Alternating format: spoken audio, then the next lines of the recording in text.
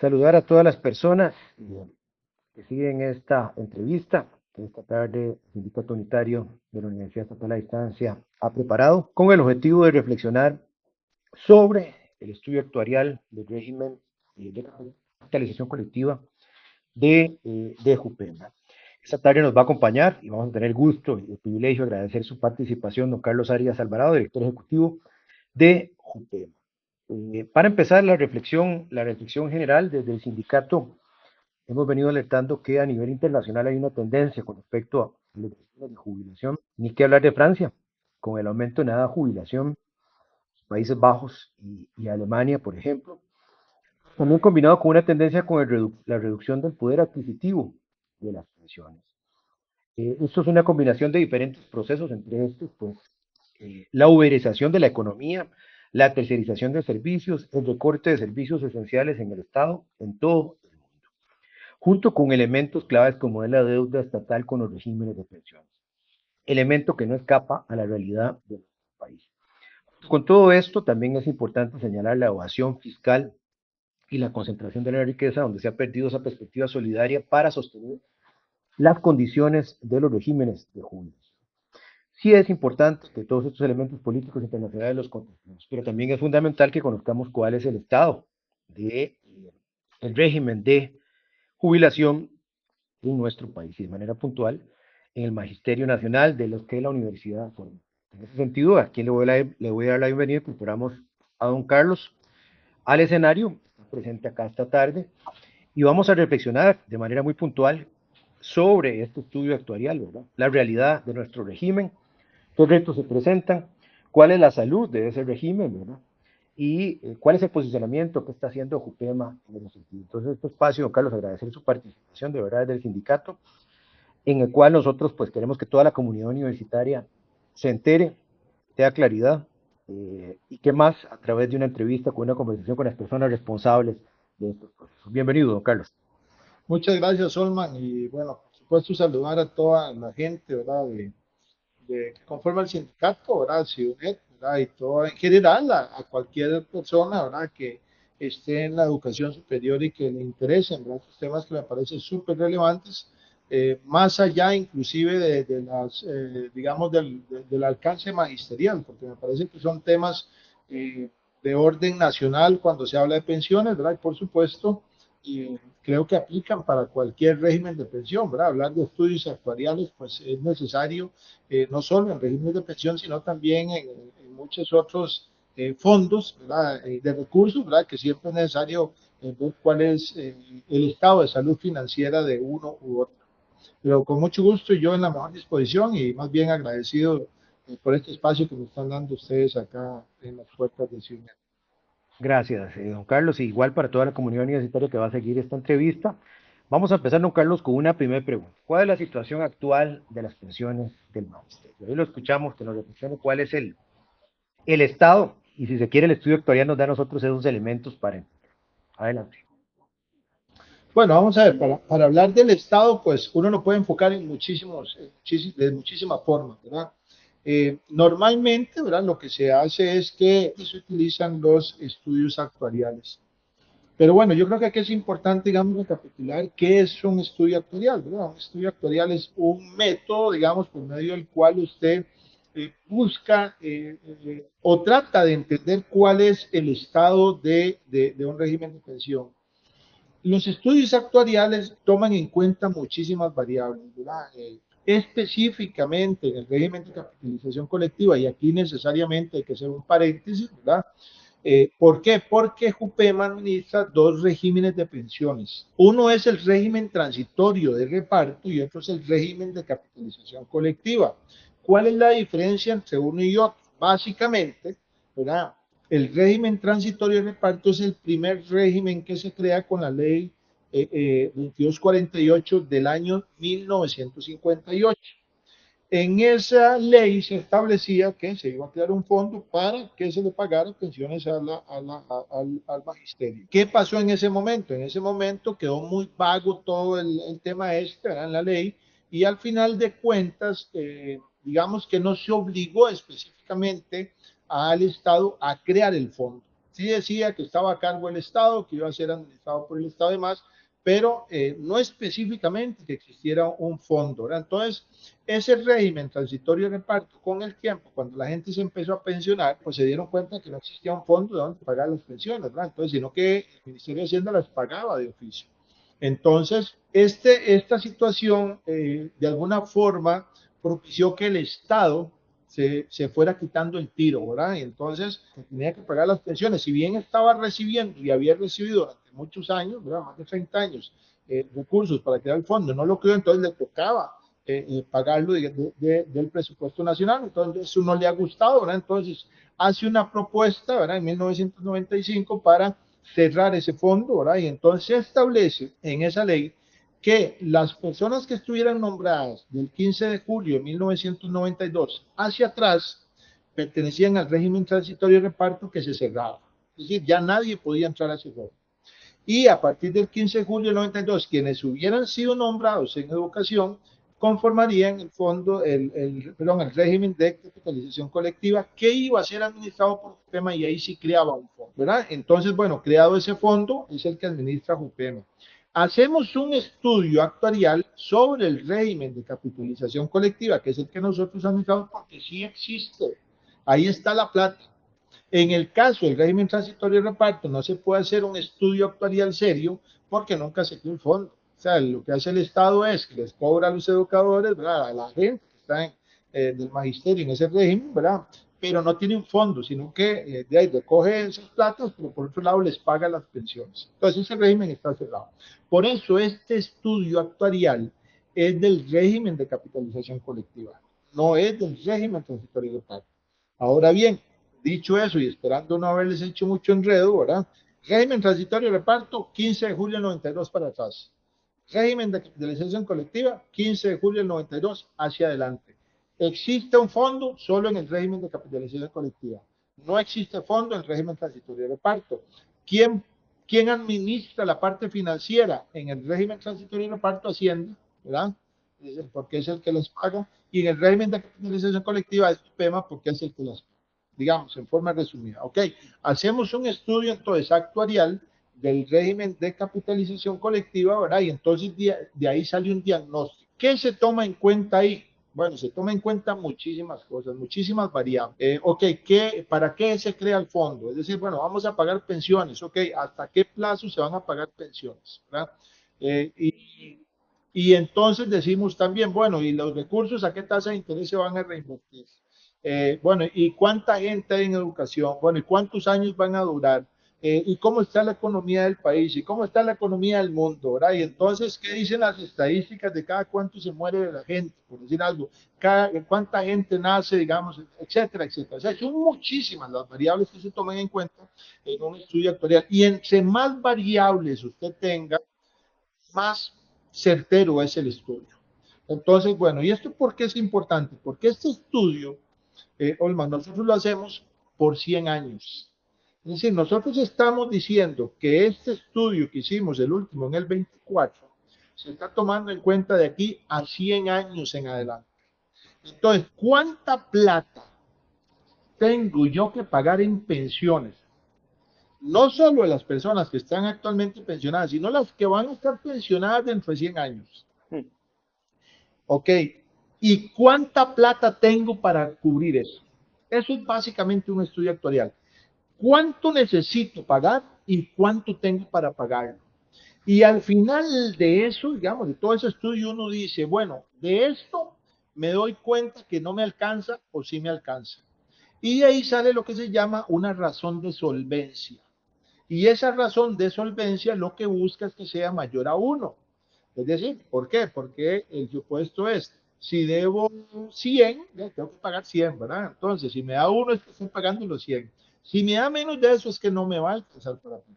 Si me da más de uno, maravilloso, porque me está alcanzando más de la cuenta. Ok, Carlos, entonces, ese es un primer aporte de este estudio, prospectando estabilidad y sostenibilidad.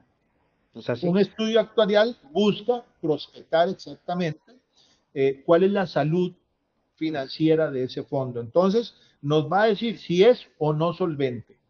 Bueno, Mira, el Carlos, estudio, sí, y señor. pregunta puntual ahí, ¿cuántos cotizantes tenemos? actualmente y cuántos pensionados, según este estudio?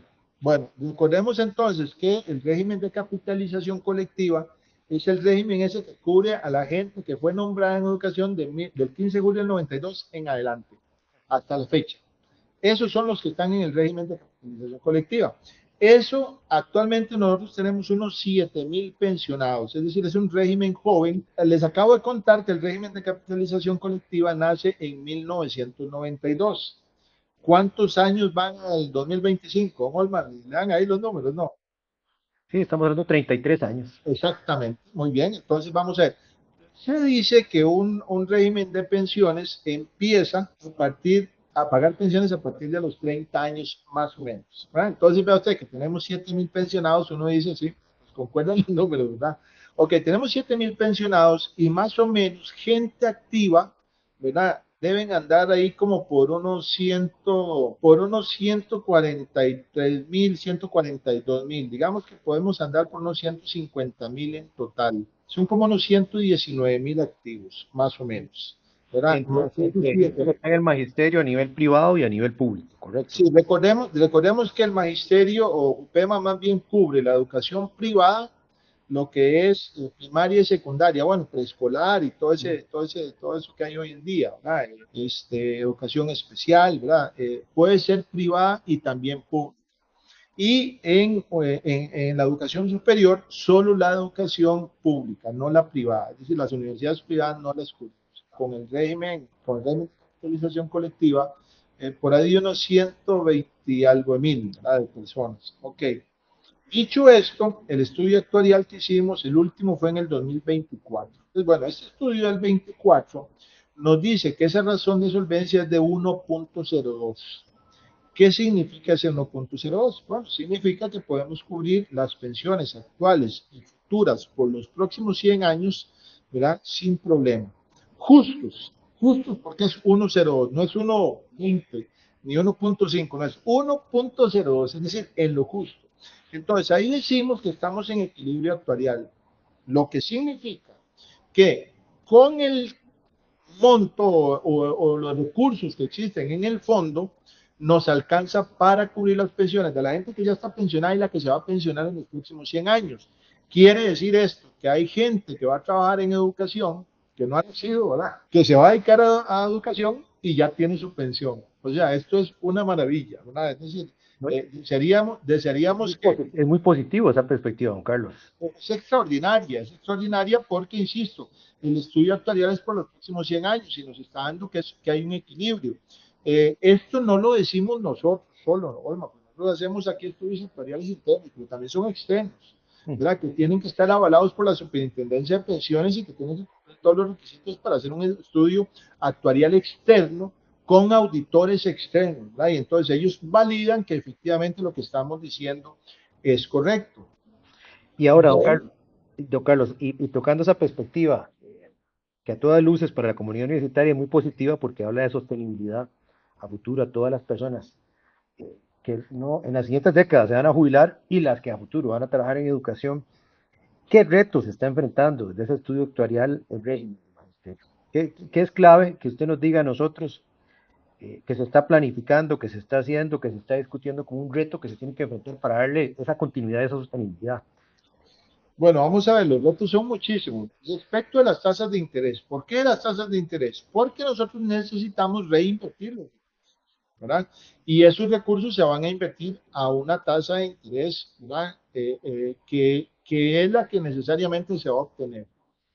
¿Cómo se calcula esa tasa de interés? Bueno, por supuesto hay que hacer un análisis histórico, pero también hay que hacer un análisis de tendencias. Es decir, por ejemplo, se toma en cuenta qué dice el Banco Central de Costa Rica con respecto a lo que ellos creen que van a ser las tasas de interés, cuál va a ser el tipo de cambio, cuál va a ser la inflación. ¿Verdad? La inflación es un tema también, digamos, complicado, pero bueno, todas estas variables, digamos, que se llaman macroeconómicas, se deben tomar en cuenta dentro de los estudios actuariales. Entonces, el mercado siempre está expectante, ¿verdad?, de lo que está pasando, ¿no? Entonces, es un poquito complicado, pero lo explico rápidamente. Vamos a ver, existe lo que se llama la volatilidad financiera. ¿verdad?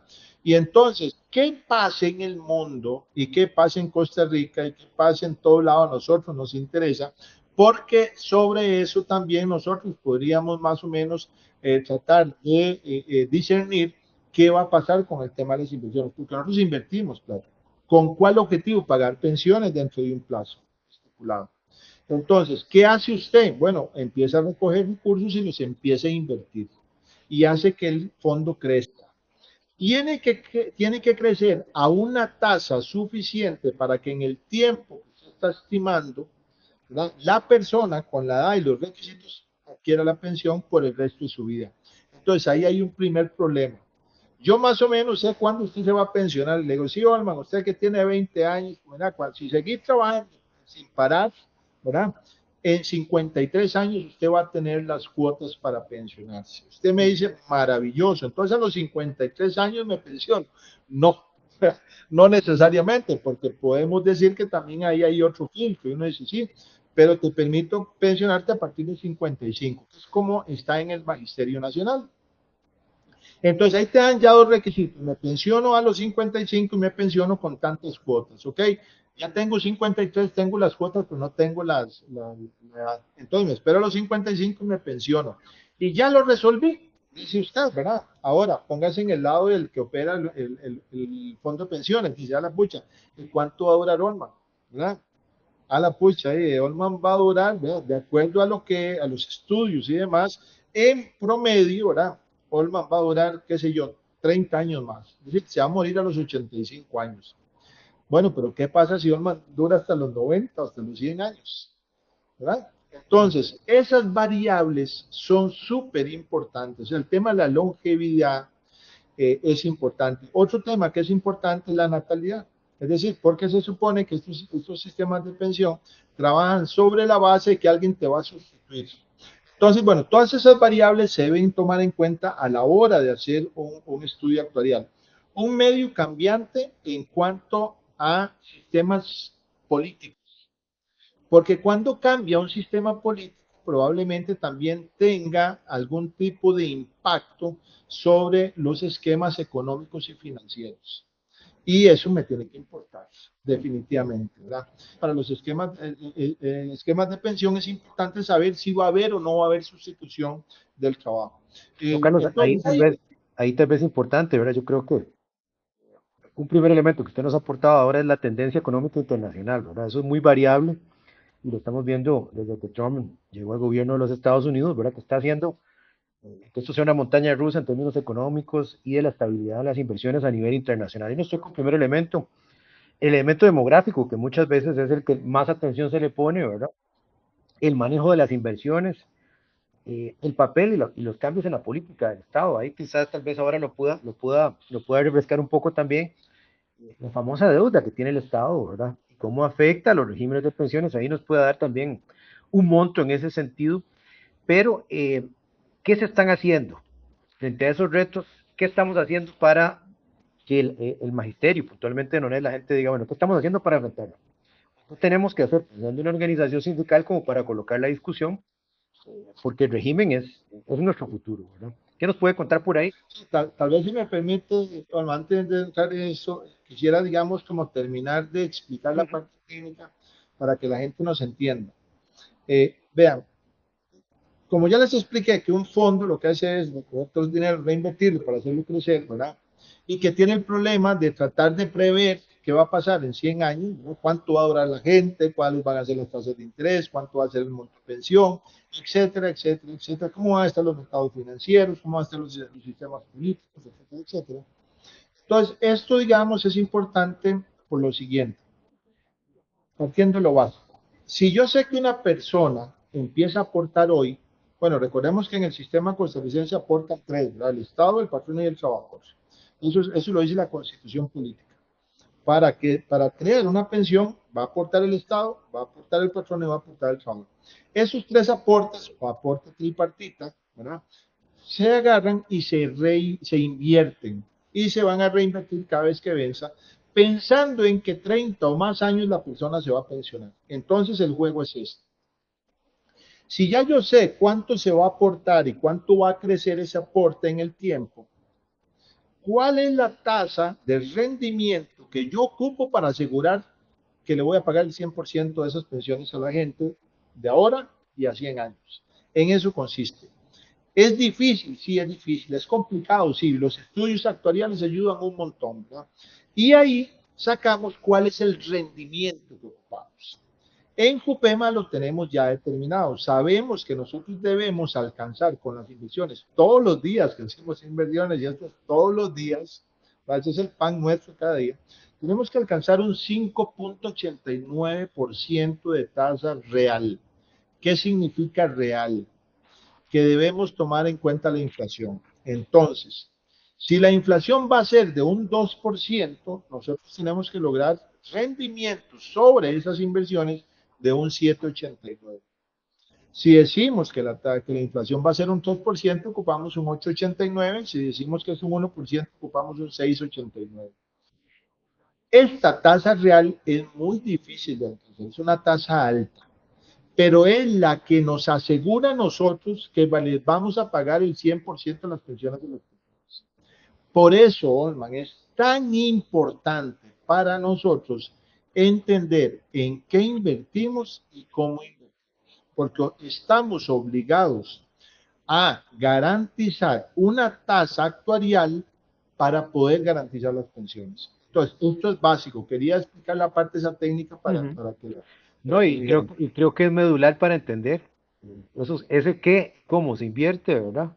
Le da sentido al... Adelante, Juan Carlos. Así es.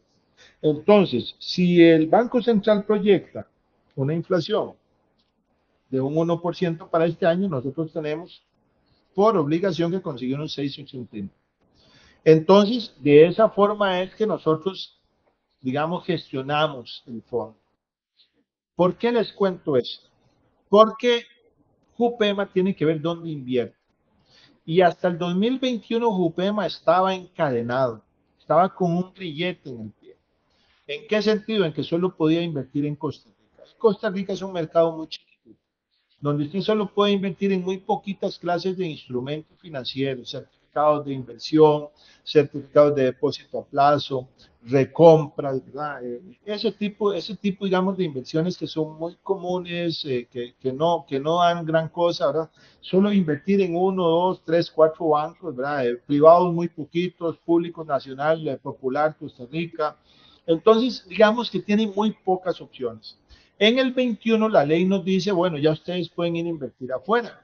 Entonces, ir a invertir afuera es otra cosa completamente diferente, donde hay cualquier cantidad de instrumentos, de emisores, de plazos, todo lo que usted quiera. Entonces ahí ya la cosa cambia, a ser alguien que se tenía que conformar a alguien que tiene que estudiar muchísimo y alguien que tiene que investigar muchísimo. Pero eso nos abre el abanico, ¿verdad? De mayores posibilidades. La otra posibilidad, por supuesto, es seguir invirtiendo también en Costa Rica. La otra posibilidad es invertir en préstamos ¿verdad? De nuestros, es decir, cualquier persona afiliada a Jupema, ¿verdad? Del sindicato, de la universidad, puede venir a Jupema, solicitar un crédito, ¿verdad? Y la otra, Crediticia. sí, y la otra posibilidad es invertir en infraestructura, que eso aún no lo hemos desarrollado porque estamos todavía en algunos análisis técnicos y legales. Juan Entonces, Carlos, esa es la forma y y eso es un reto enorme, perdón, ese es un reto enorme. Usted me habla de retos, el principal reto para mi gusto que tiene Jupema es garantizar las pensiones. Y garantizar las pensiones pasa por el hecho de que usted tiene que siempre alcanzar esa tasa actuarial. Y para alcanzar esa tasa actuarial, usted tiene que ser muy diestro invirtiendo los recursos de nuestra afiliación. Ese es el principal reto, garantizar las pensiones del magisterio, es decir, que el magisterio nunca diga lo que está pasando hoy en día en el IBM, iré o no iré a tener pensión, por cuánto tiempo iré a tener pensión. Entonces, bueno, ese es el trabajo en el cual estamos. Hay otros retos, claro, políticos enormes. Ustedes han visto la cantidad de proyectos de ley, ¿verdad? Que uno se asusta, ¿verdad? Eh, Luego también todo el tema político que está pasando en Costa Rica, ¿verdad? Cuando usted oye a alguna gente que está metida en esto, hablar de que Costa Rica debería tener un único régimen de pensión, ya usted se asusta, ¿verdad? Porque usted dice, bueno, ¿será que se quieren llevar el fondo de Jupema para dárselo a un fondo que no es solvente, ¿verdad? uh -huh. Para salir del problema en los próximos 10 años y después todo el mundo otra vez sin pensión. ¿Verdad? Estos son temas, digamos, que de alguna forma representan un reto enorme para nosotros, ¿verdad? ¿Qué hacemos? Bueno, otro reto enorme, vamos a ver, buscar que no haya morosidad, ¿verdad? Imagínense que el Estado mismo nos está debiendo 28.500 millones de pesos, ¿verdad? ¿Verdad? Hoy en día, si usted ve las discusiones en el IBM, se da cuenta que Hacienda dice, no, yo no reconozco la deuda con el IBM, ¿verdad? Entonces ya tienen un problema. El IBM le dice, me debe plata y el Hacienda le dice, no te debo nada. Este es un tema que tal vez es importante que, ya que lo está notando, ¿verdad? Esa deuda, números que asustan, ¿verdad? La deuda del Estado con UPEMA. ¿Qué acciones se están tomando, ¿verdad? ¿Qué acuerdos se han tomado para darle que el Estado logre ir pagando, digámoslo así, vamos a decir la palabra la correcta, amortizando ese número que no es un número menor y que también incide muchísimo, ¿verdad? Quizás si nos reflexionan por ahí un poco, porque también eso es importante, ¿verdad? ¿Qué se está haciendo para enfrentar eso? Y lo otro, lo que usted mencionaba hace poco, ¿verdad? El proyecto de ley, el expediente 24.786, ¿verdad? Que lo que busca es unificar los regímenes de pensión y usted de cierta manera muy clara, ¿verdad? Donde hay un régimen que es estable para unificarlos a otros cuyas características o particularidades por la gestión y la responsabilidad del Estado también y de los gobiernos de turno, pues ha incidido en su sostenibilidad. ¿Qué ha opinado Jopema alrededor de esto? Y sobre todo viendo también lo que decíamos al inicio, esa experiencia internacional nos dice que más bien hay que fortalecer los regímenes de pensión, pensando en una tendencia internacional de aumentar la edad de jubilación, porque se toma solo el elemento demográfico, ¿verdad? Aumentar la edad de jubilación y disminuir las pensiones, que eso es como el discurso predominante. Bueno, empezando por eso es un enorme reto, ¿verdad? ¿Cómo logra usted, digamos, convencer a la gente de que no necesariamente tiene que hacer esas reformas paramétricas, ¿verdad? Pero bueno, ¿qué ha hecho Jupema? Jupema lo primero que hizo fue que le reconocieran que le deben plata, ¿verdad? Y Hacienda nos dijo, ya, pues sí, efectivamente ya conciliamos y sí, nos parece que te debemos tanta plata y nosotros le decimos, sí, nos debe esa plata. Que eso fue lo primero. Lo otro fue, ok, págame. Entonces Hacienda nos dice, pues no puedo pagarle inmediatamente. Entonces, bueno, hagamos un convenio de pago. Cupema ha suscrito dos convenios de pago con Hacienda. Ahora, uno lo suscribimos el año pasado, el otro lo habíamos suscrito el año anterior. Y en este último determinamos que sí, que la deuda anda ahí por los 28.500 millones de pesos, ¿verdad? Entonces Hacienda dice, ok, le voy a pagar de esta forma, ¿verdad? Entonces suscribimos un convenio.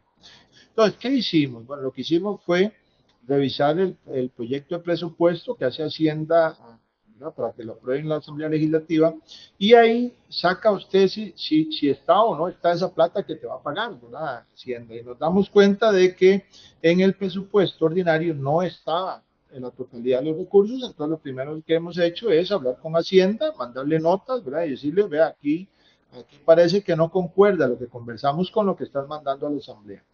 Bueno, y hace unos días nos responde el Ministerio de Hacienda diciéndonos, perdón, el Ministerio de Educación Pública, diciéndonos, bueno, vamos a meter esas partidas para pagarles de esta forma en el próximo proyecto de presupuesto extraordinario. Y bueno, y casualmente hoy estuvimos hablando con el Ministerio de Educación Pública, donde ellos nos dicen, mire, conciliemos a ver si estamos hablando de la misma cantidad, porque esto ocupo mandarlo mañana para el presupuesto extraordinario. Entonces, bueno, digamos que sí se han hecho gestiones, ahora lo que queda es esperar que nos paguen, ¿verdad? Digamos que va bien encaminado, por lo menos hay un compromiso de pago. Hay otra parte que es la parte de la educación privada, ¿verdad? Que eso no se puede dejar de lado. Es decir, hay centros educativos de primaria, secundaria, preescolar, privados, ¿verdad?, que esa gente no es el Estado, son instituciones privadas que nos deben pagar a nosotros lo correspondiente a la seguridad social de esas personas que están trabajando en la parte privada. Y hay centros educativos que nos tienen, digamos, amarrado el perro. Don Carlos, ¿qué montos hay con las instituciones de educación privada? Más o menos son como unos 5.500 millones de pesos de morosidad. ¿Qué hacemos ahí? Bueno, ahí lo que hacemos, bueno, nosotros tenemos un departamento de inspección y demás que pasa inspeccionando todos los centros educativos y vemos a ver cuánto, si es razonable lo que están pagando o no, etcétera, y entonces mandamos los cobros que tengan que hacerse. Y en algunos casos, pues hemos hecho arreglos de pago, ¿verdad? Con instituciones que nos dicen, pues sí, pero no puedo pagarle ahorita, entonces hacemos arreglos de pago, y en algunos casos llegamos al extremo de los cobros judiciales, ¿verdad? Entonces, Copema en la parte de la recaudación y la cobranza es bien celosa, no solo a nivel público, sino también a nivel privado. O sea, en todo en ambas partes, ¿verdad? Para que no se entienda que es que nosotros andamos solo detrás del Estado, no, andamos detrás de cualquier recurso que corresponda a seguridad social que pueda afectar al trabajador cuando se vaya a pensión. Y bueno, y otros, digamos, temas con respecto a esos retos, digamos que estamos, por supuesto que la gestión política, Goldman, eso es fundamental. Es importante entender que hay tendencias, y hay que decirlo como es, neoliberales, ¿verdad? Que lo que buscan es privatizarlo todo, ¿verdad? Y entonces, de alguna forma, cuando usted ve intenciones en proyectos de ley, publicaciones de gente que está en pensiones, etcétera, etcétera, que van tendientes a la privatización, ya usted se tiene que preocupar. ¿Por qué? Porque en los sistemas como los regímenes que tiene CUPEMA, ¿verdad?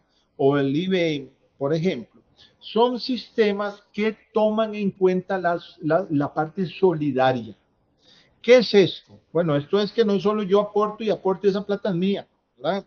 No, es que también hay un componente de solidaridad, porque ¿qué pasa si yo aporto y aporto y el día de mañana caigo en un estado de invalidez? Ya no voy a poder seguir aportando. Entonces, ¿qué pasa? ¿Me quedo sin pensión? No, los sistemas lo que dicen, bueno, esta persona que cae en un estado de invalidez se puede pensionar ya de por vida hasta que dure, ¿verdad? Con un sistema solidario, ya que esta persona no va a seguir aportando.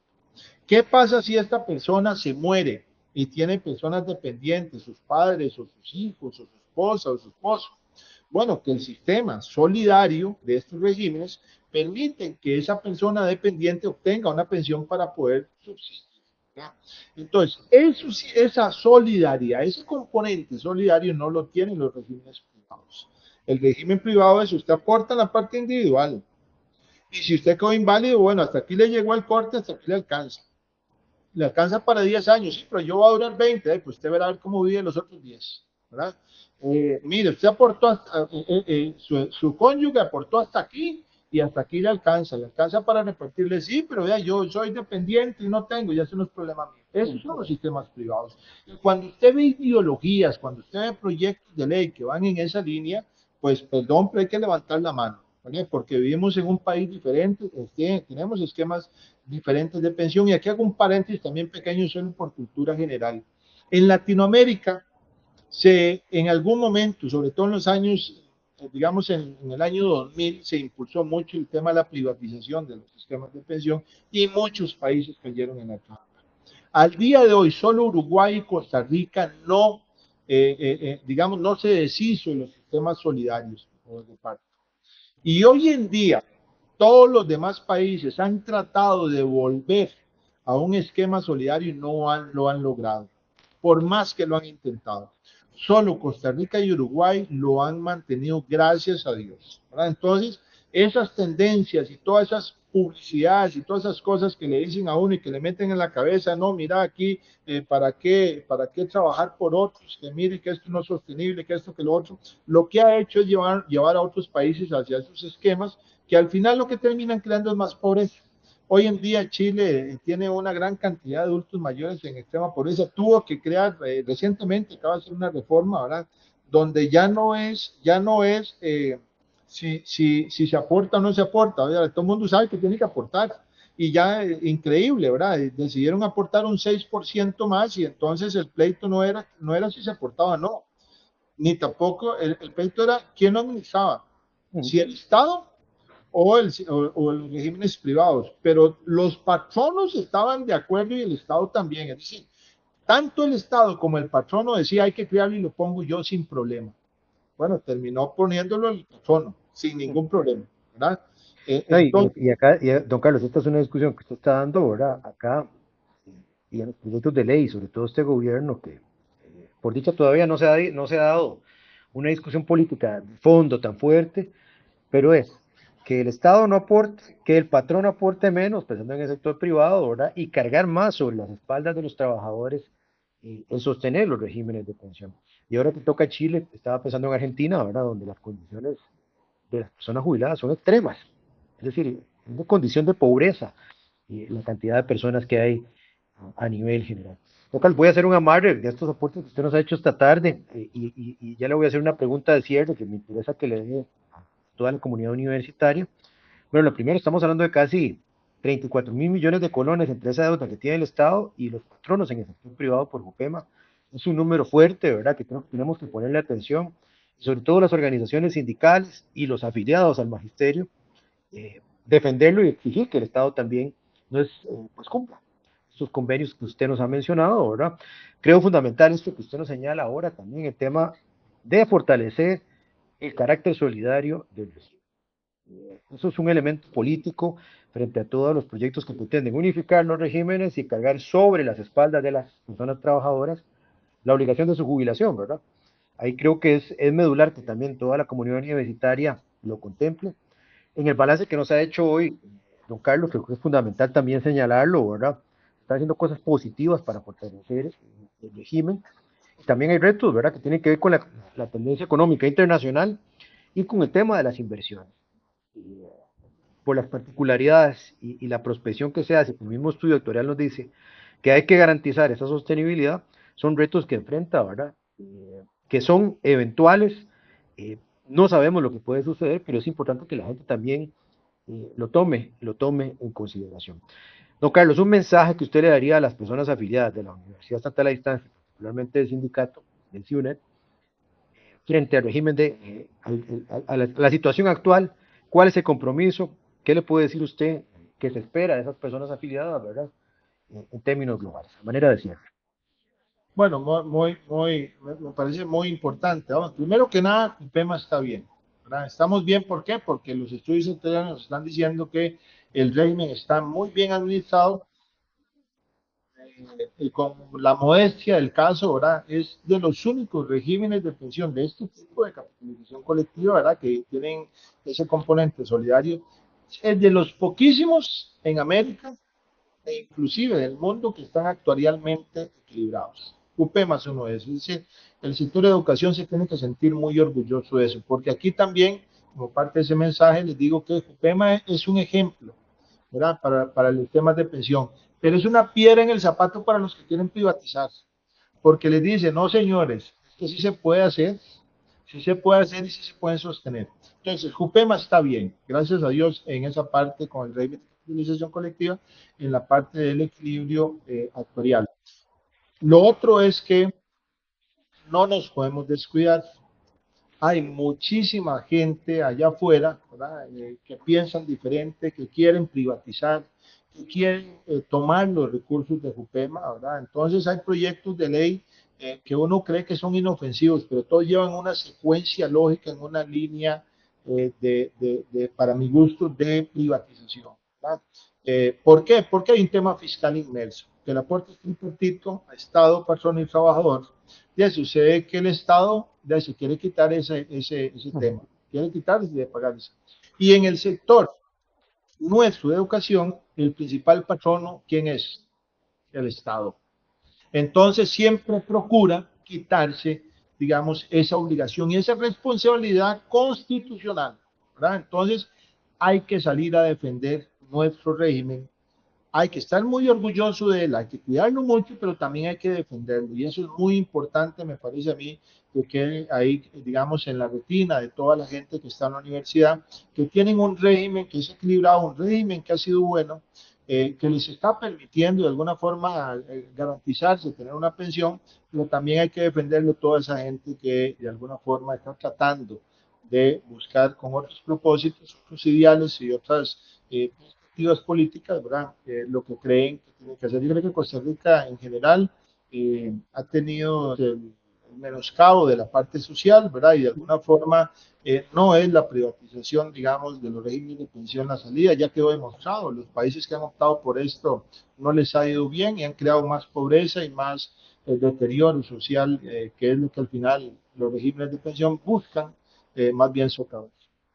Gracias a don Carlos Arias Alvarado, director ejecutivo de Jupema, que nos ha mostrado la importancia de los estudios actuariales y la importancia que los estudios actuariales nos permiten tener claridad y seguridad de la estabilidad, en este caso de Jupema, y tomamos en cuenta estas palabras, ¿verdad? Estar atentos políticamente, organizados, y exigir al Estado el cumplimiento de esas responsabilidades con nuestro régimen de jubilación y desde una perspectiva solidaria, ¿verdad?